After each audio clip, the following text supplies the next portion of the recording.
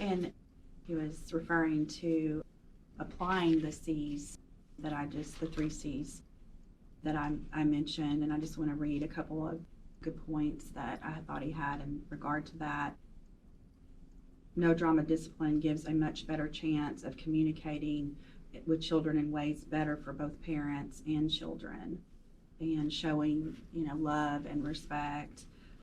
It won't always be effective at getting the exact behavior that you want, because children are not like computers, but it will also increase safety neurons in the children's perspective of trying new things and feeling more free and to be okay, like when they mess up. So, and back to that we're not perfect and we're all human. Mm-hmm. So, moving on to chapter 3, Dr. Siegel talks about from tantrum to tranquility. And he talks about one of the main points in his whole book is connectivity with the child and building relationships with your children. And so that is one of the things that I think is really important to talk about. And just like, even if like your child, wants to be heard, and just to maybe take 20 minutes a day just to kind of check in with them sometimes and say, how was your day, and what was, a cool part to you, or what was something that you struggled with, might be positive. Yeah, I've noticed with Camden, it's hard for him to tell me, elaborate, I guess, on his day. I'll say, how was your day at school? Of course, he'll say fine, but then I ask specific questions like, what was your favorite part of the day? What was your least favorite part of the day? And I always ask, how did you feel like you were the most helpful? How did you feel like you were the kindest? What part of the day brought you the most joy? What part of the day did you dislike the most, or not have as much fun in? And he can tell me those specifics, but I would never be able to pull it out of him if I didn't ask more specific, kind of more specific general questions, if that makes sense. But just kind of and I always refer back to an emotion, how it pulled out an emotion from him, and he's able to do that. So that's very helpful, and it just builds that connection and allows him to have a say in what happened and how he felt about it, and it makes him understand that I care, and I think it's very important. And builds the relationship so that when they grow older, from elementary to high school age, they are more open to communicating with you about different things that happen with them. He also has an acronym called HALT, and it stands for, are children hungry? Are they angry? Are they lonely? Are they tired? And goes back to, what is going on, and kind of, he talks about putting on your Sherlock Holmes, hat, and trying to be like a detective to figure out, what is really, causing this behavior. I like the acronym. That is nice. I've never heard of that. Hadn't heard of it before reading this, and then you can, when you figure that out, you can target that.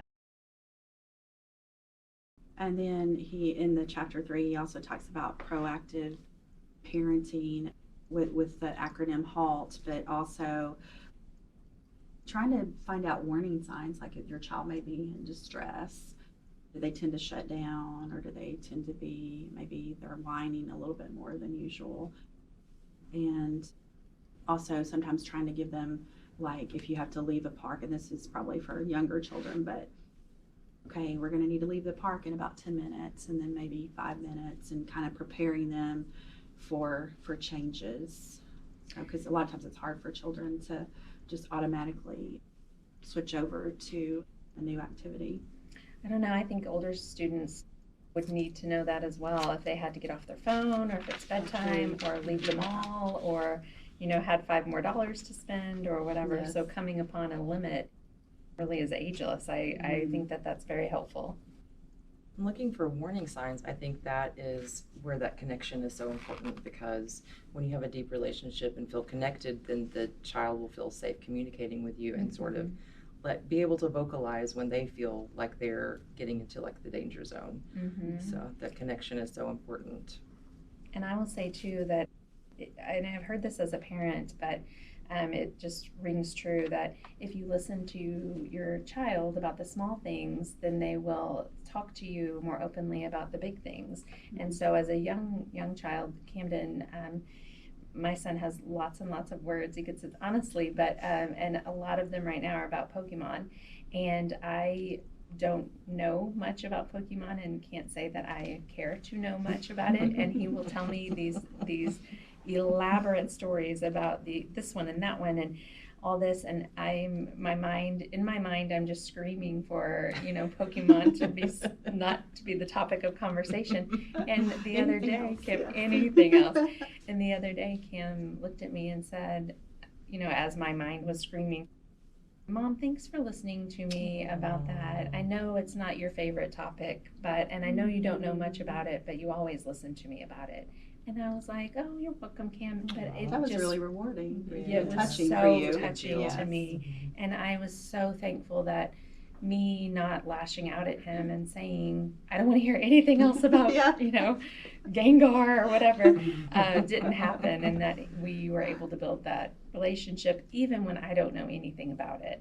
And he's still willing to teach me that. So even if you don't know anything about Minecraft and Pokemon and anything the kids are talking about, just having that ear and letting them say those words is really, really powerful. And one of the things too that I really wanted to point this out, because I think with some of the newer types of discipline techniques, sometimes I think as parents we wonder, are we spoiling our child?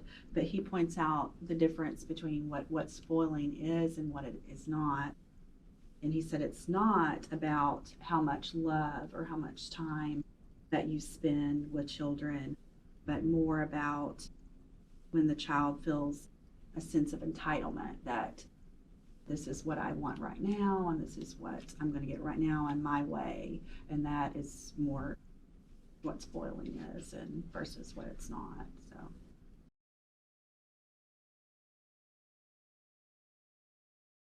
and then as far as tantrums, he talked about ignoring is one of the worst things, because what happens when you ignore a child when they're having a tantrum is that cortisol is like pumping through their body, and it really causes angst. And so trying to, again, back to connectivity and just trying to sit down with them and say, okay, I'm here. Are you ready to talk, or do you just need a moment? And so